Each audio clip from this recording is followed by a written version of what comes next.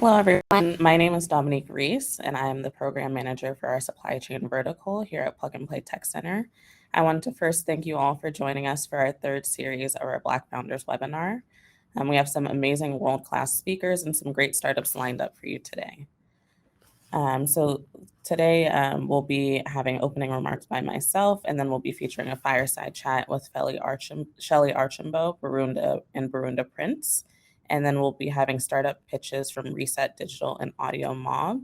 And then to close, we'll have a presentation by Olanda Buckley at Dell Technologies. So I want to thank all of the speakers in advance today for giving their time and providing such great content for us today.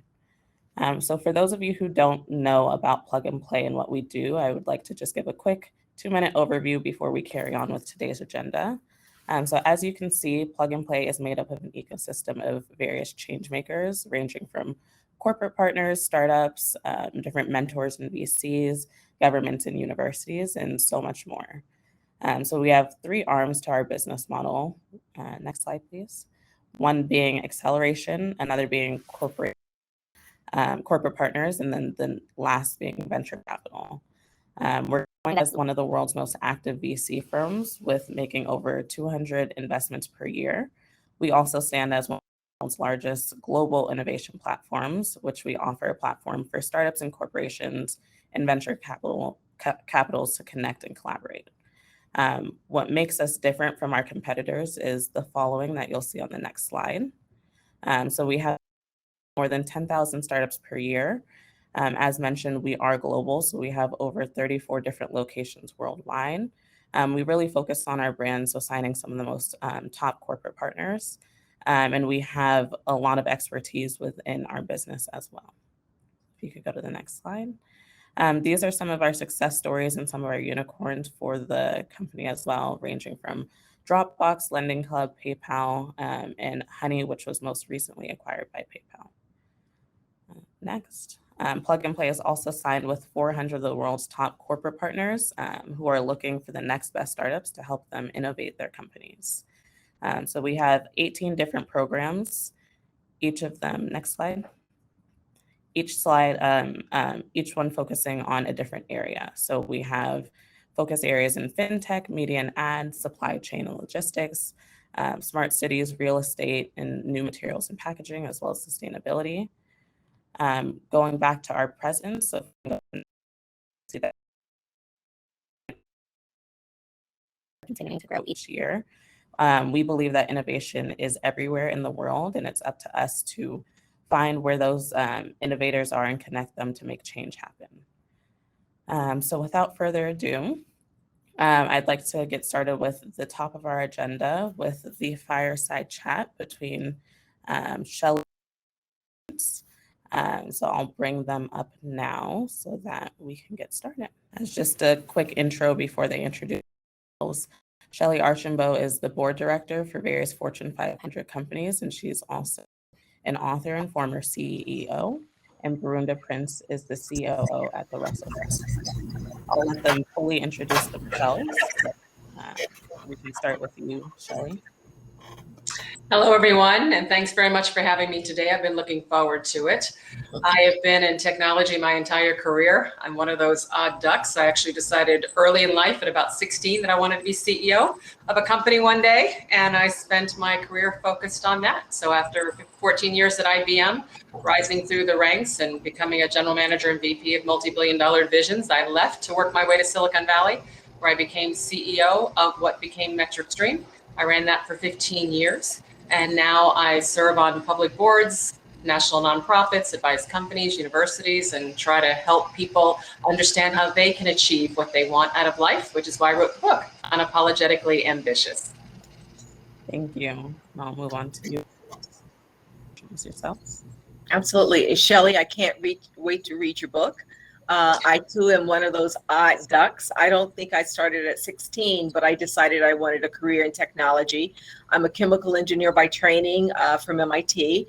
And I took that training and launched a career that spanned everything from management consulting with Bain & Company to Fortune 500 companies like Dow Chemical, to my own entrepreneurial ventures and business consulting, and most recently managing director for a corporate accelerator for Comcast NBC Universal, focused on early stage startup companies. I'm currently, however, the chief operating officer at the Russell Center, where we are, and Shelly, you will like this, unapologetically focused on supporting Black entrepreneurs. And that's literally in our literature. So we focus on Black entrepreneurs at any stage in their process. Most of the business models are traditional, so they're mostly in service industries, hospitality, and so on. But whether you've been in business for 5 minutes or 5 years, we will support you on your journey. So I'm looking forward to speaking with you, Shelly, and also getting to connect and support all of you as well who are joining us today. Thank you both, and I'm impressed already before we even hop into this fireside chat. I know we only have, and we won't get through everything, but we can just give everyone a little sneak peek. But as you mentioned, Shelly, you are an author of Unapologetically Ambitious, which explores in your book taking different risks and breaking barriers and creating your own success. And again, while we won't have enough time to go over everything today, what I wanted to start off with, you could both share like one challenge in your career, ranging from any point of your career. It could be, Shelly, when you were 16, just getting started, or up until now, and how you've overcome that challenge. So we'll start with you, Shelly, and then move on to you, Olanda. Certainly. So given that we have an audience of founders, the challenge I'll share is I was building MetricStream, and we had finally gotten to the point where the industry analysts Gartner and Forrester had named our company as a leader in our space. Our phones were finally ringing after years of evangelizing. Companies are buying. We decided to double down. We're investing in sales and marketing. Things are going great. And the financial crisis hits. And it's like, are you kidding me? Right? After all of this, and everything shuts down, right? Our pipeline goes from being fantastic to like zero. And now it's all about survival. And frankly, what I learned and what I did in terms of during that period was a lot of companies gave up. They had to go under, they had to close their doors. But I pulled the whole team together. We had to reduce people for sure. We had to reduce costs, but the ones that were left, we said, all right, we have a choice. We can fight or we can fold. And if we fight, here's what this means. And what I learned through that period was the importance of focus, the importance of extremely tight cash management, and the importance of over communicating. Because when you're going through a really challenging time, everybody on the team needs to know, what are you doing? What's happening? What's the challenge? And you have to show strength. No matter how scared you are about what's happening, you've got to show strength because they're looking to you to figure out, are we going to make it? Is this going to be okay? So that was definitely the hardest period. And obviously we made it because the company became a global market leader in the course of 15 years. Congrats to you. To overcome. So I love that story, Shelly. I love the fact that it's showing that plans don't always go according to plan, and that it's easy to do things when the plans go right. But the character comes in when the plans don't go right. And what do you do and how do you respond to that? So I absolutely love that. I guess for me, in terms of a challenge in my career, it was certainly early on as a young engineer and young Black female engineer, and certainly getting people to listen to my ideas. I had I won't say credibility issues, but I had the youth going against me. I had my color and my gender, quote unquote, going against me or being, challenging, and finding a way to lean into my own voice, lean into my own personhood, lean into my own expertise. And as you said, living in that moment and commanding and demanding respect. And not settling for anything else. So that lesson taught me very early on that regardless of where you are in your career and journey or trajectory, leaning into your own experience and believing in yourself and and not settling is really, really key to getting the kinds of results that you want. So it wasn't always easy. It was certainly challenging some days. And I have a story about literally walking into the men's bathroom because my team of all men, we would have these meetings preparing for a project that we were doing, and we would have a break. And I would notice that when we came back from the break, the conversation was at a different point than when we left it. And I'm figuring, like, what happened? How do I miss this? Where did they get to this point? And then it dawned on me, the conversations continued as naturally as you do. You know, when you go to the restroom, they didn't stop. They continued. So they would come back, be at a different point of understanding than I did.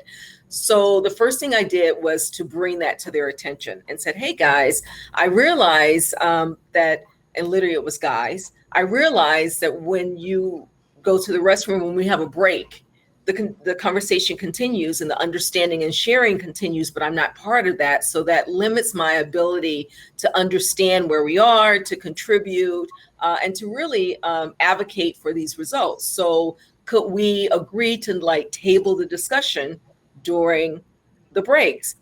They said yes, and they continue to do it. So about the third or fourth time, I finally decided, you know what? If they're going to continue, I'm going to just go. I'm going to be part of it too. So literally, I walked in the men's room after them. Imagine, and I think I was 23 at that point, maybe 24, but 20. And I walked in with them. Now, people were like, oh my God, you could have embarrassed them. Like, well, first of all, I walked in with them, so nobody had a chance to do anything. Secondly, I mean, you know, so I took a risk. And after they looked at me like I was crazy, they got the point. They didn't do that anymore. Conversations stopped when we had breaks. So I learned from that lesson that sometimes it takes being bold, and sometimes it takes putting your money where your mouth is. When people don't hear you, you find a different way. You ask the first time, the second, the third, and then if that doesn't work, as you said, Shelly, you figure it out and you find another way to get there. Yeah, definitely. And that is courageous, but sometimes it takes courageous moves to get things done. To just extend on the conversation about, we mentioned sometimes plans don't go according to plan. What is like your approach, or what is motivating you to keep working towards your goals despite any challenges that you were confronted with? And what would be your advice to give to keep pushing, I would say?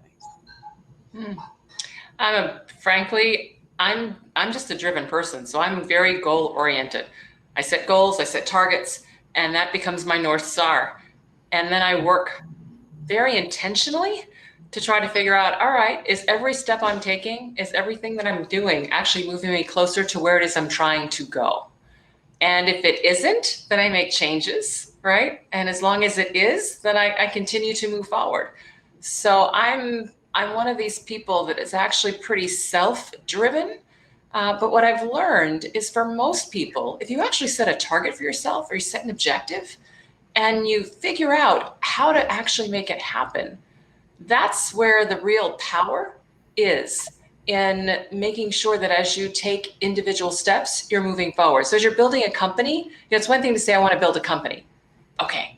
It's another thing to define, what do you want that company to do, right? What impact do you want it to make? Who are you actually impacting? How are you going to do it? And how is it going to be different? How are you going to create an environment in which people actually want to work with you to achieve all those things? So it's just being intentional to make sure you're thinking through long term, what is it I'm actually trying to accomplish? And there's, honestly, Dominique, there's just a couple questions I ask myself. I always start with, what is it I'm trying to do or to build or to impact? And then the next question is, what has to be true for me to do that? And typically, in order to figure out what needs to be true, you have to do some research. And this is an area that I see a lot of people not doing as much as they need to, especially when they're building a business. You need to do the research to understand, well, what does have to be true? If I want to become a leader in make it up and making widgets for this particular segment, then what has to be true? Who's making widgets today? Who is buying them? What needs aren't being met? You have to do that research. And then once you've done the research to figure out what has to be true, then the next question is, how do I make it true? And in answering that, how do I make it true? That's your game plan. That becomes your step-by-step. Okay, here's what I need to do. So I encourage everyone, just be intentional. Figure out what you're trying to achieve. Keep your eye on that North Star, and then make sure that you're actually intentionally building a plan to achieve it. And when you do that, you'll find that you actually make a lot more progress a whole lot faster. Definitely. And I certainly agree with Shelly.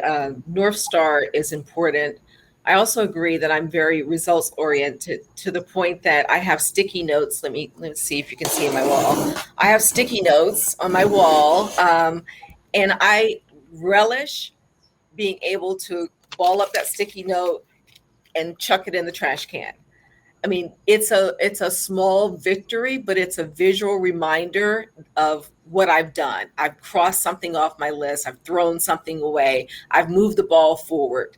So being intentional about what I want to move towards and taking the small measured steps sometimes to get there. The other thing I do is I count the wins.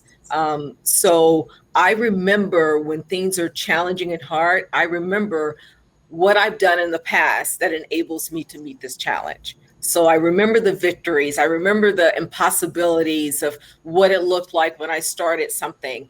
I remember things like, okay, when I went to college, I felt like I was an imposter, and look, I graduated. I remember things like saying, when I was an engineer at P&G and we were starting a new process for PERT Plus that had never been done before, and I was leading that effort, that became successful and commercially scaled and viable. So I remember the wins along the way of the history of that, because that then gives me the impetus and the confidence to say, you can do this. You may not know what the answer is right now, but you will figure it out, because look, you've done this so many times before. And I think the third thing that gives me, that really gives me impetus and inspiration is the people that I do it with, the people that I'm alongside with. I'm curious by nature. I tell people all the time, teach me something every day. I want to learn something new. It doesn't have to be big or transformational all the time, but something. And so I choose to be with people that inspire me, that I can learn from, that I can share with. And frankly, that when I'm in that foxhole, when things are getting really tough, I know they got my back and I got theirs, that we're in this together, that we're building something together, and that team is everything. So those things, I would say, really keep me pushing forward when there are challenges, remembering the wins, learning something new and different every day, being intentional about it, and then the people that I do it with. Hey, Dominique, if I could just add something here, because it really sparks, is given that we have an audience of founders, don't accept people's judgments. Mm-hmm. They don't know you. True. And because they don't know you, they don't have a right, frankly, to judge you. And therefore, you don't have to listen to that judgment. Because trust me, when you're building something, typically doing something new. So it either hasn't been done before or hasn't been done before in the way you're going to do it, the whole bit. And there's going to be doubters out there everywhere that are going to be telling you why you're going to fail, why this isn't going to work, right? Why this isn't. Listen, building a business is hard enough. All right. So when all that stuff starts raining down on you, just remind yourself, wait a minute, they don't actually know you. They don't know what you're capable of. They don't know what you've done before. They don't know how resilient you are. So don't accept that judgment. You're like Teflon. You know, that comes in, man, you just bounce it right off. Okay. Because life is hard. Building a business is hard. So accept the positive, accept the support, accept the encouragement. You know, listen to critique. I'm not telling you not to listen, but don't let people judge you. Absolutely. Definitely. Wow. Time is ticking because the conversation is just going so smoothly and great, but just kind of wanted to shift it to the positions that you both are sitting in now. So I know, Shelly, you mentioned you sit on the board for different Fortune 500 companies, and Barunda, you're the COO of the Russell Center. So I'll kind of give you both the same question, but in different ways, and then you guys can hop in and answer where you see fit. But Barunda, I also wanted to know, what are you and the Russell Center right now doing to enable long-lasting initiatives to help diverse founders? And then Shelly, on your position, as a board member for these companies, what are you doing to kind of engage with the next generation of diverse founders? Great. So thank you for that question, Dominique. So here at the Russell Center, as I said, we're focused unapologetically on building successful Black entrepreneurs. And the way that we do that is we provide content. So yes, everything from how do you build your business, how do you structure it, how do you come up with a business plan, what's the financial model? So everything from the content, but also the community piece of things. Because again, building your business is certainly hard and lonely work, as Shelly has said, and it helps to have a posse or a support group or support network, not for just the 3 months or 6 months or even a year that you're in a program like an accelerator, incubator, or so on, but for the years that it takes when you need people to be sounding boards, when you need people to be cheerleaders, when you need people to help support and surround you in those challenging moments. So we provide the content, we provide the community, we provide what we call the covenant, which is our commitment to helping and supporting Black entrepreneurs be better. And then the other piece of that thing is we cultivate and curate allies. So we have partnerships with, Fortune 500 companies that can donate their services or provide their services or become customers to our Black entrepreneurs as well. So we're curating and cultivating a ecosystem of support all the way from customers to partnership to content to community, so that as a Black entrepreneur, you increase your chances for success by coming to the Russell Center, being part of an organization like this. Sure, and on my end, I wrote the book Unapologetically Ambitious: Take Risks, Break Barriers, and Create Success on Your Own Terms, as a way to share at scale all the lessons I've learned. Because trust me, there's been all kinds of challenges that I've dealt with and things that I've come through. So that's one. Two, I do a monthly Ask Me Anything on YouTube. So people can join in and just ask whatever's on their mind as I try to just make myself available. And if you follow me on social media, I put a lot out there with regards to encouragement, inspiration, ideas, etc. Because this phase of my life is all about impact and inspiration. So I'm trying very hard to figure out how to do those things at scale. I have a mentoring program, right, that I'm doing, and I'm also an angel investor. So all of those ways I'm trying to put out to the universe the encouragement as well as the overall support for founders. Because trust me, I know how hard it is. Yeah. And just to build on that a little, and maybe Shelly, if you could give advice to Barunda to pass on to her startups at the Russell Center. Do you notice if there's like one specific thing or a few points that the people at these Fortune 500 companies are looking for in order to work with startups that are up and coming? No, this is a great question. Yeah, first, it's really important for startups to understand the vantage point of Fortune 500 companies. They're all about risk management. And working with a startup is high risk. It's high risk because if they make a big bet on the startup's offerings and then the company doesn't make it, they're caught with the bag, right? So as you're trying to work with Fortune 500s, always figure out how can you reduce their risk. I'm sorry about that, folks. Looks like the garbage people are coming outside. That's the disadvantage of doing things these days. So excuse the background noise. But it's all about how can you reduce their risk? And so there are different ways to reduce risk. You reduce risk by reducing, price points initially when you're trying to get first customers in. You can reduce risk points by giving them guarantees that, hey, if the company does go under, you'll provide the source code, right, for what it is that you're doing. You can reduce risk by doing trials, right, first, by doing joint development projects with those companies. I mean, there's a lot of ways, but think through, how are you going to reduce risk? Because if you just show up to say, hey, here's what I'm doing and here's what it costs, they look at that versus this company that's all been in business and has a track record, and it's tough to choose you. Perfect. And I know we're approaching time and we're coming to a close. You both have been an inspiration to me, just being within this space as well, and both so successful within your career as well. So Can I offer one quick thing, Dominique? Yes. Is that okay? All right. Here's the biggest mistake that I see founders make, and I just want to share it with you. When people ask you what you do, all right, don't tell them the software. You know, a lot of times what'll happen, what do you do? Oh, we provide cloud services for blah, blah, blah, blah, blah. What do you do? We provide social media services for blah, blah, blah, blah, blah. Okay, fine. They know what category you're in. Describe what you do by the problem that you solve. We help companies more effectively, get the return on their dollars through how we uniquely provide social media content. All right. Focus on the problem that you're solving, because that will connect. When I'm a buyer and I'm just out there in the universe, I think through and I'm focused on what my problems are. I don't focus on what categories people are in. So always when people say, what do you do? Spend time to reframe what you do in terms of the problem that you solve. That will better click with people, and you'll find that you may actually get more opportunities because they'll think of you when they actually have that problem.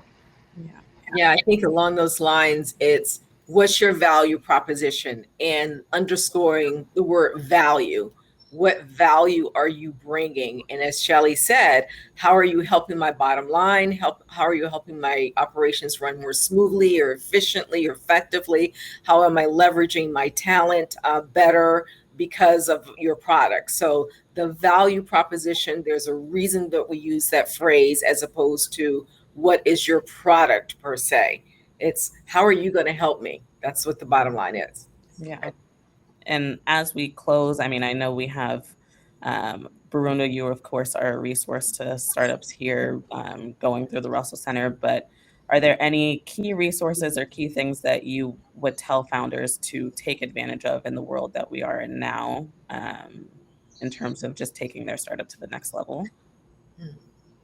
One of the things I would suggest is get to know each other, form your network of other entrepreneurs, because you will amplify your own reach, you will amplify your own network and your own understanding by doing that. So go to pitch competitions, go to places where here in Atlanta, the Gathering Spot, the Russell Center, go to places where entrepreneurs are so that you can learn the best places. You can learn what the investment profile of angel investors in your area looks like. But really create your own network with tentacles, I would say. The other thing is be yourself, whether you're an entrepreneur or you decide to go in corporation, whatever you do, be yourself, because nobody can be the best you but you. I mean, no one can be better at being you than you are. And so lean into that and remember that as you go through and continue to build and grow your businesses. Any final remarks before we close out here? Be resilient. It's going to get hard. There's going to be several times when you think you're going to want to quit. Yeah. Don't. All right. Don't. Most winners that I see are the ones that actually just hung in there the longest. It is hard. It is tough. Verunda speaks really well when she says, find your posse. I did. Created my own group, right, of us, because there are times when you just want to pull your hair out or think you want to just run into a hole and hide. It's like, oh my God, right? You need people that you can talk about this with, right? And to prove to you that you're not crazy, you're not stupid, right? That you are capable. So I think she gave great advice. So I would just amplify that. Perfect. Well, thank you so much. I know you both have busy schedules, so thank you for taking the time to speak with us all today and reserving that time. So thank you, Dominique. Thanks for having us. Nice to meet you, Shelly. I'll read that book. Okay, thanks. Great to meet you too. You too. Bye. Bye. So now we'll move on to the next part of the webinar, which brings us to the startup presentations. So we have two great startups presenting today, one being Reset Digital and the next being Audiomom. So I'd like to bring up Charles Cantu, who is the founder of Reset Digital, to tell us what's happening with Reset Digital. Hi, I'm Charles Cantu, CEO and founder of Reset Digital. Our investment highlights: we're seeking $5 million for growth, leveraging the only completely horizontal marketer, publisher first programmatic advertising stack solution with earnings past 2.4 million in our second year of operation. We're the only solution in the world addressing a massive marketplace, and we happen to be owned by historically disadvantaged Black founders, including myself. We address all of a marketer and a publisher's challenges: fraud, brand safety, poor inventory, hidden cost, measurement, and we make everything fully transparent to contract holders, including publishers, linear TV, CTV networks, cable operators, SATCOs, and so on and so forth. Despite the fact that we're punching out of our proverbial weight class, our stack is stunningly powerful and mighty.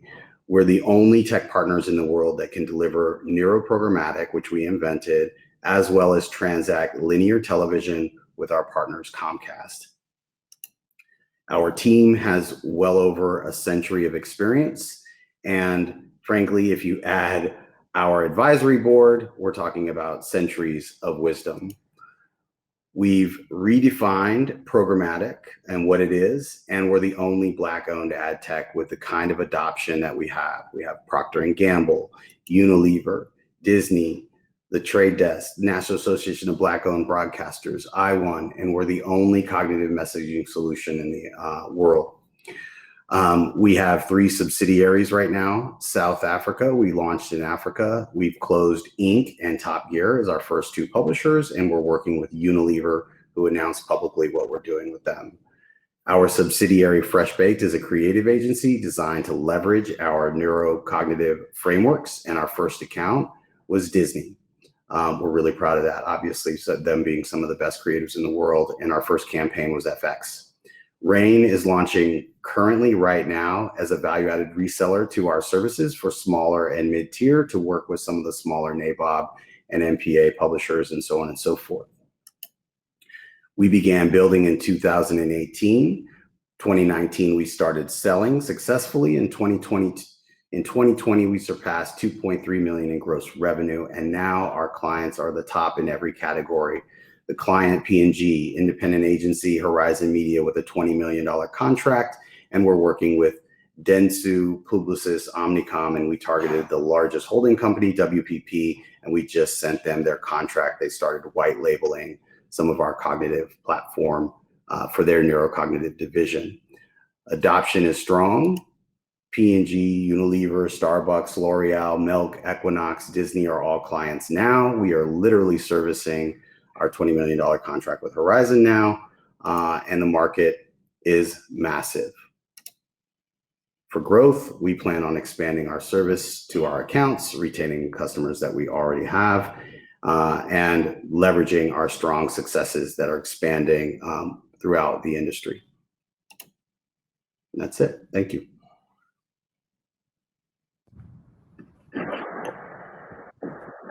Perfect. Thank you, Charles. You covered a lot of what I was going to ask you for Q&A, but I think one question that I can kind of tie in here and have you expand on a little bit. I know you have a lot of clients, but is there a specific geographical market that you're in or looking to expand to as well? We launched in the U.S., so the vast majority of our clients are U.S. based. Starbucks, P&G, all those guys. Unilever is Africa. We launched in South Africa a few months ago, built out our services. So Africa is a continent that we're focused in on, and EMEA following that. Perfect. And then I know we do have some corporations on the line today, so if you could just walk through what does a potential pilot engagement look like for you and Reset Digital with these corporate partners? Depends on their category, but if we stick with the CPG category or automotive or anything like that, generally we have the first meeting, we do an assessment of where they are.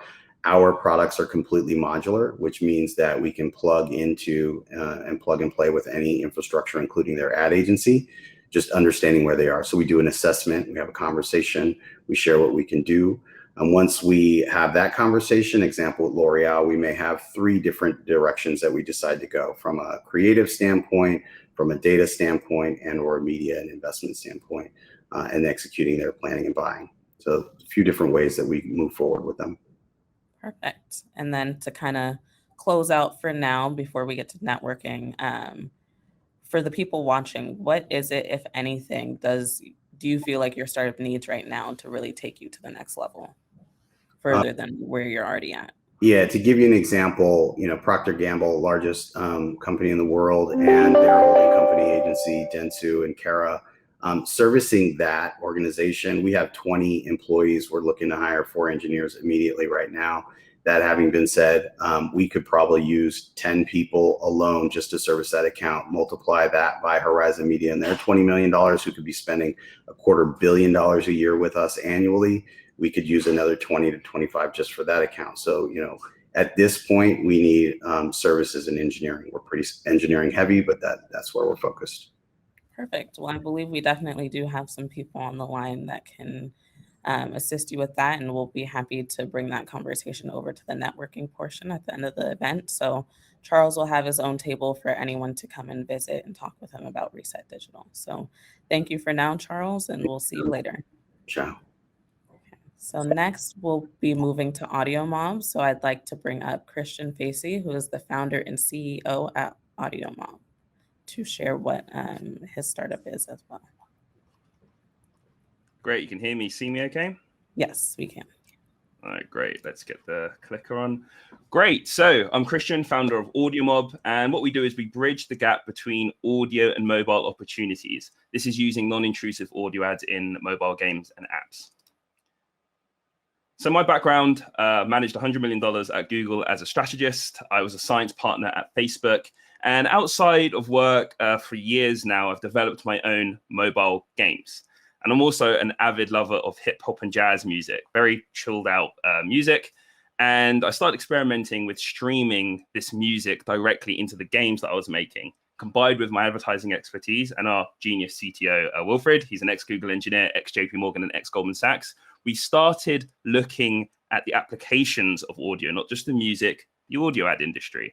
And we stumbled upon a multi-billion-dollar idea, which is being a bridge between the mobile gaming space and audio ads. Currently, we're raising an £8 million round. As of this week, we got a term sheet from the top gaming fund in the world, Makers Fund, and the term sheets are rolling in now. We've actually got a follow-on offer as well from Plug and Play, and the round is now oversubscribed by around £6 million. In terms of moving on here, the main problem that we're solving, and it's why we're getting so much interest from clients, investors, etc., is that monetization is broken. Now, if I was to ask all of you on the call, if you know anyone that likes video ads, we already know the answer. Everyone doesn't like ads, even though it is a good source of monetization. Why? Because it blocks the player from the primary motive or general app user.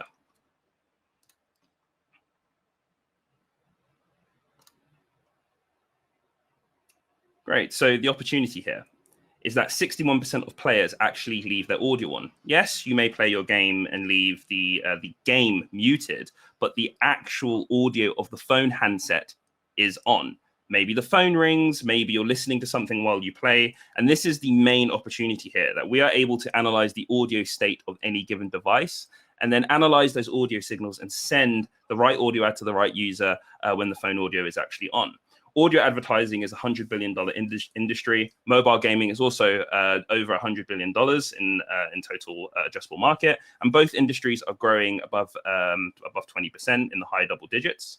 Mobile gaming represents most of the spend on the App Store. And what we've categorically proven now is that using audio ads non-intrusively can actually increase revenue. And Audiomob is that bridge. We are literally creating a new category using a suite of solutions.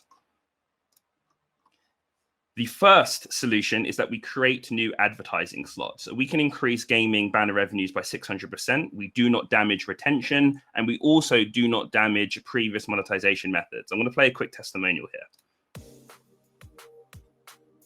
Hello, I'm Ben Brewer. I'm the Chief Technology Officer at Ninth Impact. We specialize in creating games for television franchises. Our most recent release has been Big Brother the Game. With this game, we wanted to look to the future. Audiomob, it's something new. With no fees or minimums on checking and savings accounts, banking with Capital One is like... Players who would watch an ad for the in-game currency, they'll prefer audio ads. They're pleasantly surprised they can continue playing and be able to get a reward for it. The Audiomob plugin is, as Unity plugins should be, import. Now, I won't play the whole thing, and we did not pay him to say those nice things. We have a very, very good product market fit. Now, moving on to the last slide. So the second part of the business is we convert existing advertising slots. We see 1,000% increase in click-through engagement. And the reason is that we've generated a new audio intent signal. If you listen to an ad and you decide to click through or listen to a certain quartile, it means that the engagement with the ad was higher than the game. And I'll show you an example that we've got with Intel.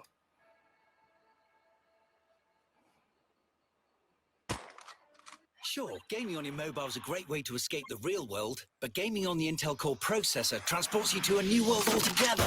With its octane memory, up to 5.3 gigahertz clock speed. I can't reveal the results, but this was so successful that Dentsu Ventures is now offering to participate in our Series A. And because we can convert existing audio inventory in mobile games and apps, we provide more audio spots than any other entity on the planet. And companies such as Pampers, Kit Kat, Jeep, every major music label, Universal, Sony, Warner Music, every campaign we run has had exponential results for the client and that 1,000% increase in click-through engagement. And that is a wrap. Thank you for listening, everyone. Thank you, Christian. And going with some of the same questions, but I assume there will be different answers. If you could, what does a potential pilot engagement look like with Audiomom? So we have a very well-structured pilot.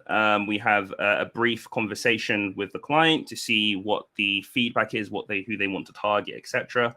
We'll then generate a proposal and a test case so you can measure the KPIs, and then we carry out that pilot, and then we produce a post-campaign analysis as well. This is something that we do with every single first-time client. Perfect. And then in terms of the geographical markets, are you only in the US, or where are you looking to expand maybe? So just to clarify on one of the last slides, we provide more audio spots than any other entity on the planet. We've 100x the size of the audio industry, 5 more spots than Spotify. We can target 1.5 billion players across the globe outside of China. Perfect.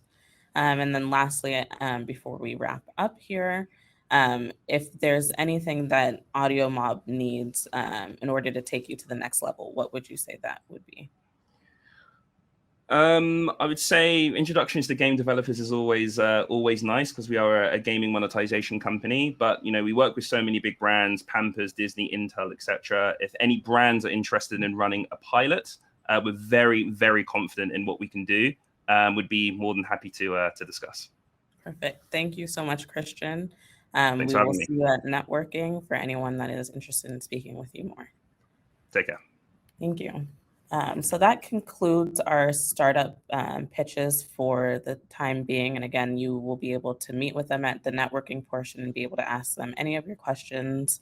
I know there's a question that popped up in the chat, so feel free to visit them at their table.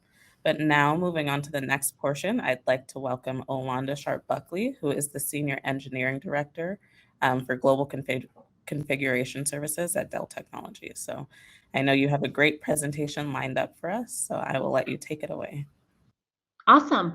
Well, good morning. I have the pleasure of representing Dell Technologies today, and I have to say I'm so impressed. So far, I felt like I was in a master class with Shelly and Barunda, so awesome way to start. So I have actually entered Friday. I am sitting in Penang, Malaysia right now on an expat assignment, so what a great way for me to start Friday morning. It just hit, I think it's almost 1 a.m. here my time, so what a way to start the day. So a little bit about me. I'm a Senior Director of Engineering for Dell Technologies. And like I said, I'm on an expatriate assignment right now in Penang, Malaysia. Our team supports over 100 different countries and about 14 million customers. And we bring in about 390 million plus in revenue. So it's an exciting organization to be in, especially the past 18 months with everything going on. It's been very interesting to help our customers in solving their problems around the globe. And over the past 15 years, I've been in pretty much every part of the customer journey. So interesting to hear the pitches today, because I definitely can relate to everything that you're referring to. In my spare time, I like to say I am the executive sponsor for mentoring and development and our transformational initiatives at Dell. And one of the things that you're going to hear me reference today is a innovation program in Malaysia called Mentor Connect. And you heard Shelly and Berunda both talk about building your community. I think that's going to be something that will be a good takeaway in this presentation this morning. So a little bit about the Dell commitment before we get into the supplier diversity piece.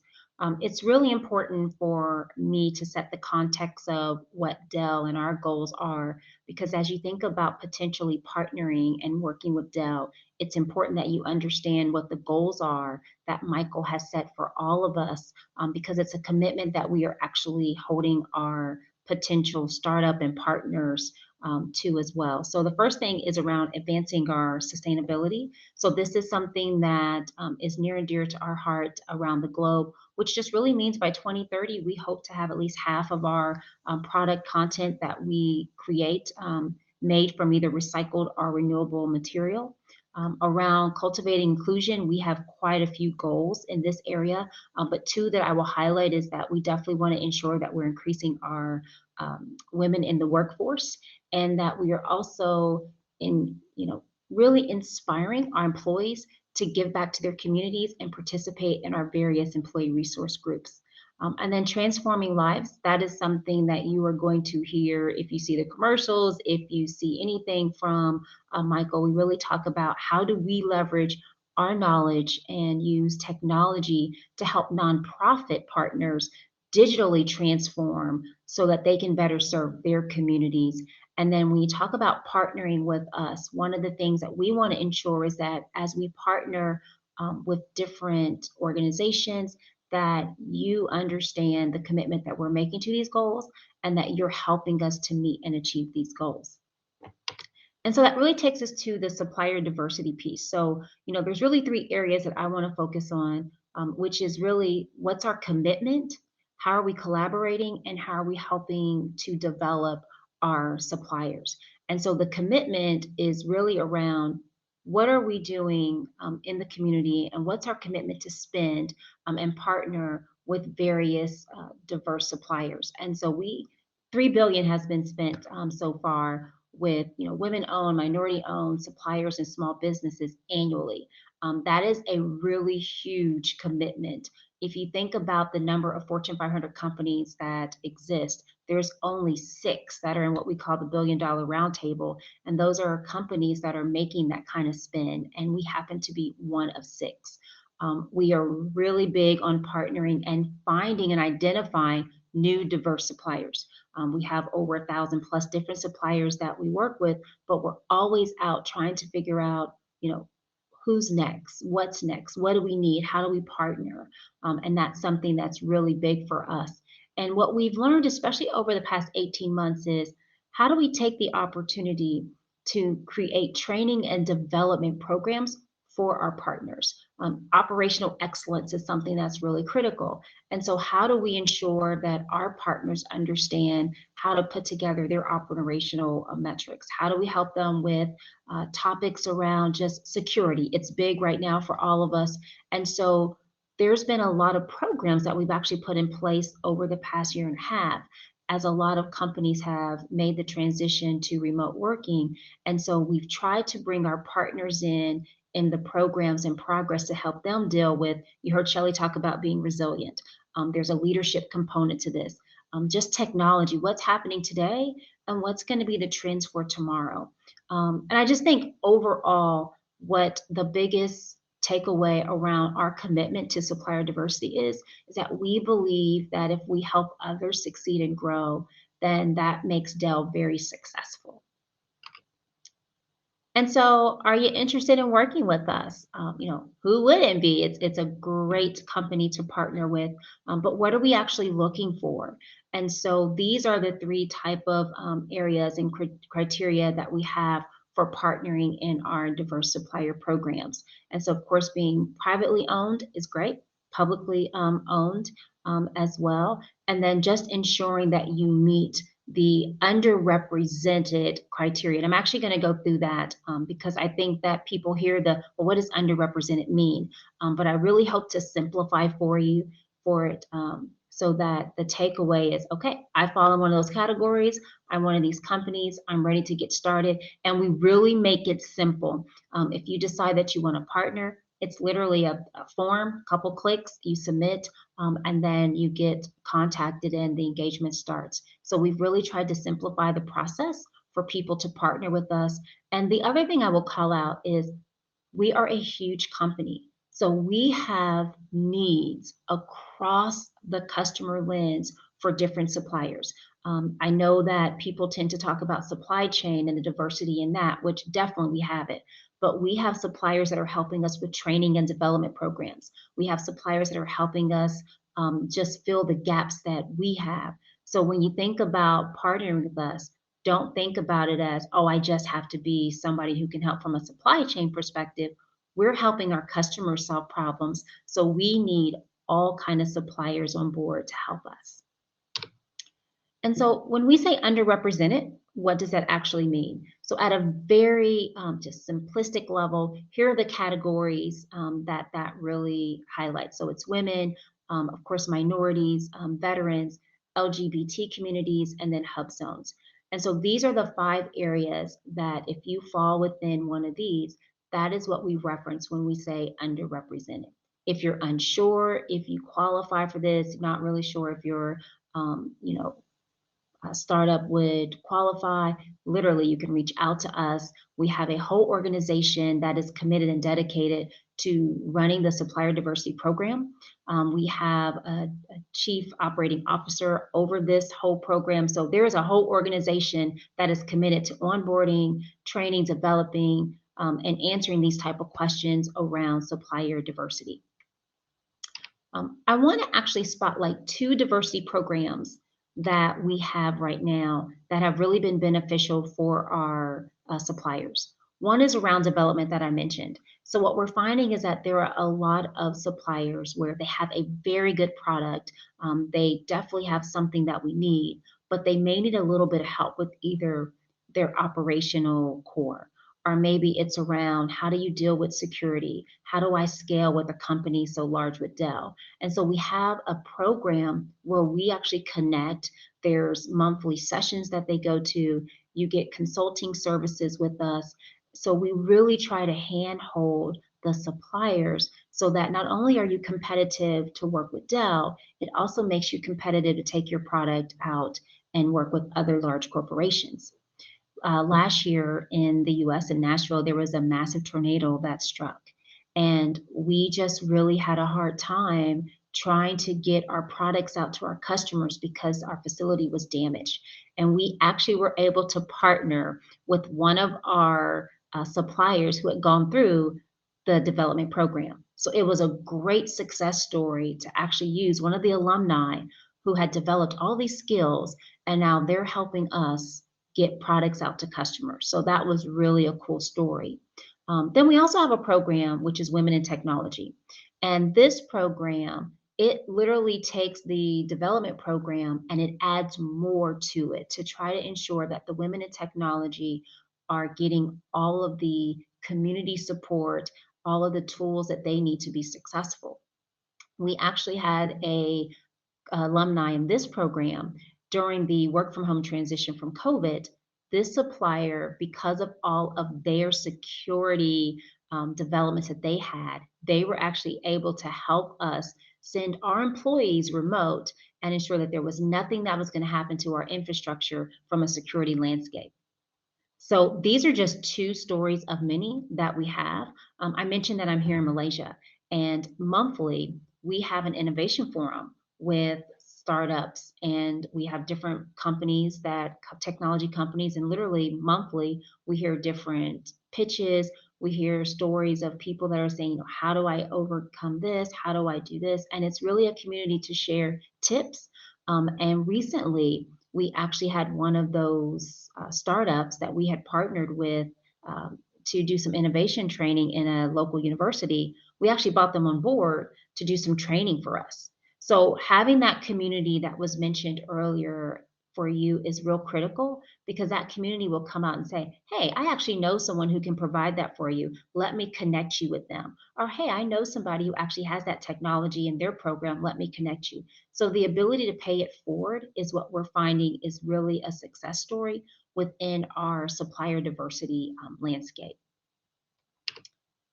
So working with Dell, one of the things that I will tell you is that we're always talking about how do we prepare for the future. Over the past 18 months, it's definitely come to the forefront that there are going to be different ways for us to work and different ways that our customers work. And so when you think about your product that you have, you can start to say, okay, how do I meet the needs that Dell and our customers are going to have? And so we know the remote worker. We dealt with that over the past 18 months. It wasn't new to some people. There have been remote workers for many years, but sending a whole workforce remote was not so easy. But then we're migrating to this hybrid environment. You're going to have people that are going to go back into the office. And so how do you prepare for that? And so these are the different type of things that we're looking at, that we're trying to solve for. But what we realize is we're not the only ones trying to solve for this. As we support our customers out in the field, they're also trying to support their employees as well. So when you think about your product, you may have a special niche in one of these areas, but if you're able to expand beyond just one of these, it really can make it more competitive for you. And then when you think about the future, is there technology that is being created today that you may need to figure out how to incorporate? When we think about the Zoom, the Skype, the Microsoft Teams, and being able to utilize all of those now so quickly, what's going to be next? What are we going to use tomorrow? If I have someone in the office and I have a team remote, well, now we're used to seeing everybody. So is there a different platform that we're going to leverage for that in the future? When you think about global, is there a different way that we need to partner with people around the globe? So when you hear us say future ready now, what I encourage everyone is the product that you have now, which is working great, is it going to be the great product that customers still need in the future? And how do you run your current operations, but at the same time, transform for the future? And you heard Shelly talk about that, right? With innovation, if you're the first to do something, it's a lot of risk. But I will tell you, for Dell, we are really big on innovation and transformation and saying, how do we continue to do things differently? How do we leverage automation? How do we leverage data to drive decisions? So those are the type of thoughts that I encourage you to have if you're thinking about partnering with Dell or even any other big technology company. And when you think about just the customer, who are the customers that we are supporting? So I can tell you, over the course of 15 years, I've supported everything from a federal customer to a small, medium business customer to our large, complex enterprise OEM customers. And there are different needs that customers have. If you're dealing with a school district, they're going to have a different need than dealing with a large automotive customer. And so if you're able to really understand what are the customer needs, the customers we support, but then what are the needs that Dell will have? What's important to us today and what's important to us tomorrow. And then scalability is something that is critical. If we get a large deal that comes your way, can you handle it? Do you have the capacity? How are you scaling from a cost perspective? I said, we're always thinking about ways to innovate. So the way that you do business today, the way that your product works today, if there's a lot of manual touches, we're going to be asking those questions. What are you doing to, automate? What are you doing to eliminate? What are you doing to standardize? These are the things that we're challenging our internal employees to do. So of course, we expect our partners to do the same. We talked about your brand, right? Maybe you are new. Maybe you don't have a brand yet, but it's still important for you to figure out, what do you want your brand to be? What and how can you establish your brand? And how can you leverage your community and those relationships to help accelerate your brand? People talk about, it's who you know. In this community, it is also big on who you know. And then, the piece that doesn't always come out that we do care about is being, curious, but also being very creative. We love creativity. Of course, we talk about risk, but we like new ideas. We like being the first. We want to be different. We want you to be unique. And so think about how can you be more curious, but then how can you be a little bit more creative? You're already creative, you're a founder, but how do you take that to the next level? And then I mentioned it, which is really, it's innovating, but it is a continual mode of transforming. It's not one and done. It's okay, I did this today. Now what's tomorrow? And what's the next 1, 3, 5 years? Those are the kind of things that if you're sitting across from, leaders at Dell, we're asking those questions. We all want to partner, but we all want to know that you have a plan so that we can feel confident that we can have your plan incorporate with our plan. And so, Dominique, with that, I can answer a few questions if we have any. Checking the chat right now. If anyone has any questions, you can definitely send it our way. Otherwise, I'm pretty sure people would be happier to network with you at the tables shortly after this. Or Dominique, if there's anything that you think that you would like me to also elaborate on, I know that you kind of see it from all landscapes. Yeah, no, like I said, this presentation has been great, and I think you hit every mark that you could have possibly hit within the time frame. But thank you so much for, again, being up at this hour for us and providing your time. But I know some of my team members would probably want to talk with you at the networking portion as well to learn more and ask their individual questions, more specialized in the networking session. But I will go to the networking session shortly. But again, while we're on stage, I wanted to thank Olanda and all of our other presenters that joined us as well.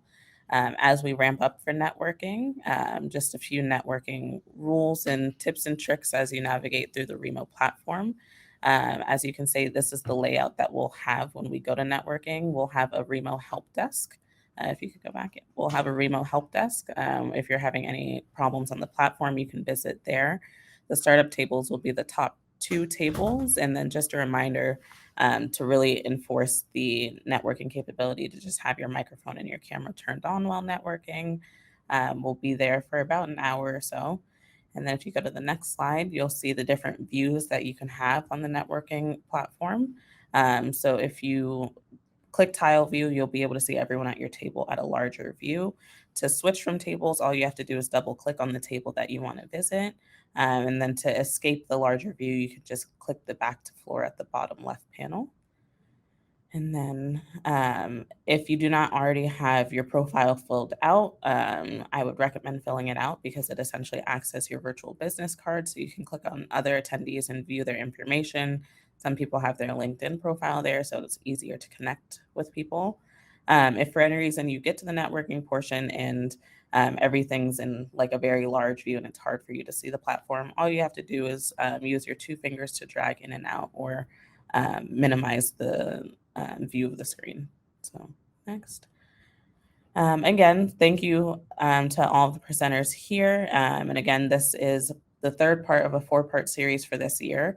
The next part will take place on December 8th. So we'll be featuring more speakers like the ones you've seen today, as well as more startups. So that will be on December 8th at 9 a.m. Pacific time. And we will release more information as we have it. But again, thank you to all of our presenters. And I'll now take us to the networking portion. Thank you.